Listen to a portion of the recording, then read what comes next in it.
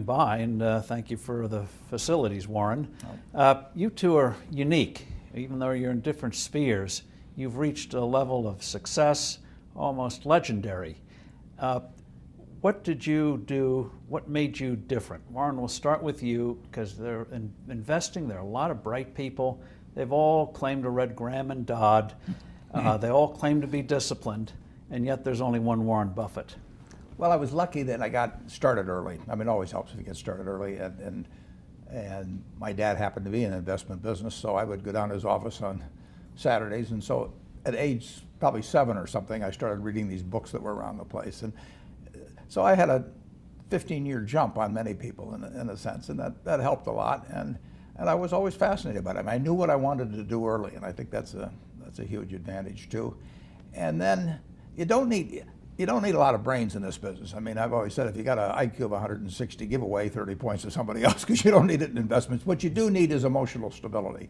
You have to be able to think independently, and you have to be when you come to a conclusion, you have to really not care what other people say, and just follow the facts and follow your reasoning.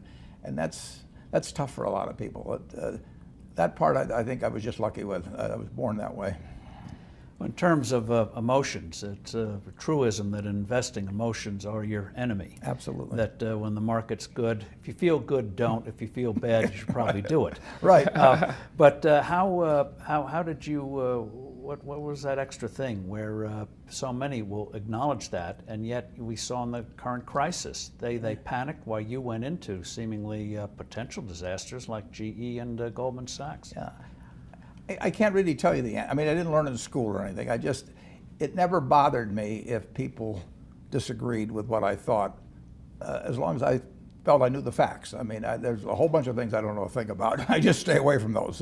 So I stay within what I call my circle of competence. You know, Tom Watson said it best. He said, I'm no genius, but I'm smart in spots, and I stay around those spots. Well, I try and stay around those spots, and I just don't have a problem if somebody says, you're wrong on something. I go back and look at the facts, and I think that really is much more important, frankly, than having a few points of IQ or having an extra course or two in school or anything of the sort. You need emotional stability. And so in terms of people who are not even in the business, if they, I think we were talking when we had dinner the other day about how in tennis, most of us are never going to get to Wimbledon. But if we just focus, as somebody once said, get the ball over the net. Don't try to be fancy about it. Just get the ball over the net.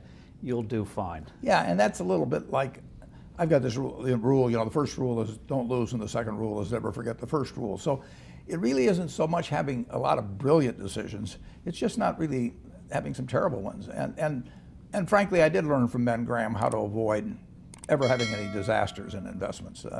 It wasn't that you were going to come up with the very smartest thing, but if you never have any significant losses, some singles and doubles will produce a lot of runs before you get through. Who was Ben Graham? He was your primary mentor, model? He was a wonderful man, and he was my professor at Columbia. I read his book when I was 19 at the University of Nebraska, and I'd started investing when I was 11, and I started reading about it when I was like 7. So I'd gone through I read every book in the Omaha Public Library that there was by the time I was 12 on investing and stock market. And I had a lot of fun, but I never really I never got grounded in anything. And it was entertaining, but it wasn't going to be profitable. And then I read Graham's book, The Intelligent Investor, when I was at the University of Nebraska. And that just opened the whole thing up to me. Yeah, and I named my oldest son is named Howard after my dad, Graham Buffett, and he was a marvelous man. Never expected anything from me in return. He just did all these things for younger people. You have just a couple of quick examples of the things that he did that you will look back on? It's one thing to read something, but quite another to see it in action. Well, but what he did was he got me thinking, not as a stock as something with a ticker symbol that wiggles around and that you look at charts on or anything. He taught me to think about it as part of a business, and that was vital. And he taught me not to really pay any attention to stock market fluctuations except when they were working in my favor, so that not to get elated because something had gone up or depressed because it went down. So if I knew the facts on something and it went down, I bought more of it. And because I looked at it as a business. And So- then he taught that famous lesson about a margin of safety, that you don't drive a truck that weighs 9,900 pounds across a bridge that says limit 10,000 pounds, because you can't be that sure about it. If you see something like that, you go down a little further down the road and you find one that says limit 20,000 pounds, and that's the one you drive across.